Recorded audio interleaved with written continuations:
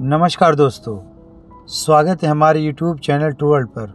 दोस्तों, आज हम एक ऐसे लड़के की कहानी के बारे में जानेंगे जिसको बहुत गुस्सा आता था, बात बात में गुस्सा करता था और झगड़ा करने लगता था। फिर उसके पिताजी ने किस तरह गुस्से को शांत करना सिखाया। तो चलिए कहानी को स्टार्ट करते हैं। बहुत समय पहले की बात है। एक गांव में एक लड़का रहता था। वह बहुत ही गुस्सैल था।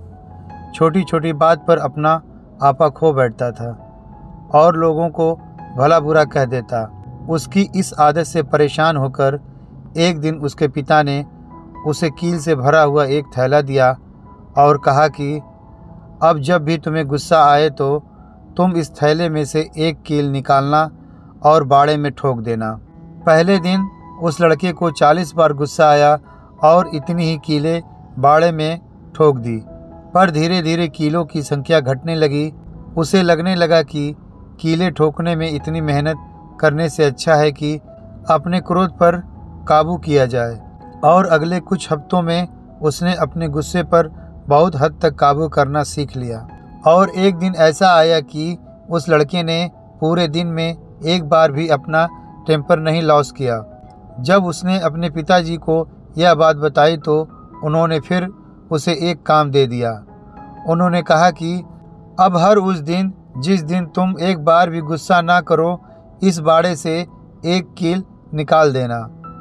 लड़के ने ऐसा ही किया और बहुत समय बाद वो दिन भी आ गया जब लड़के ने बाड़े में लगी आखिरी कील भी निकाल दी और अपने पिताजी को खुशी से यह बात बताई। तब पिताजी उसका हाथ पकड़कर उस बाड़े के पास ले गए और बोले, बेटे, तुमने बहुत अच्छा काम किया है, लेकिन क्या तुम बाड़े में हुए छेदों को देख पा रहे हो?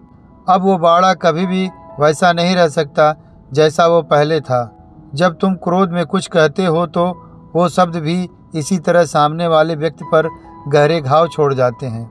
दोस्तों, इसलिए अगली बार अपना टेम्पर लॉस करने से पहले सोचिए कि क्या आप भी उस बाड़े में और कील ठोकना चाहते हैं। दोस्तों, इंसान अक्सर छोटी छोटी बातों में गुस्सा करने लगता है और दूसरे को भला बुरा कहता है। वो इस बात से अनभिज्ञ रहता है कि वो जो भी भला बुरा कह रहा है, सामने वाले को कितनी तकलीफ़ और कितनी घाव लगती है। ये घाव उस बाड़े में ठुके हुए कील के समान है, जो घाव पहले के समान नहीं होता है।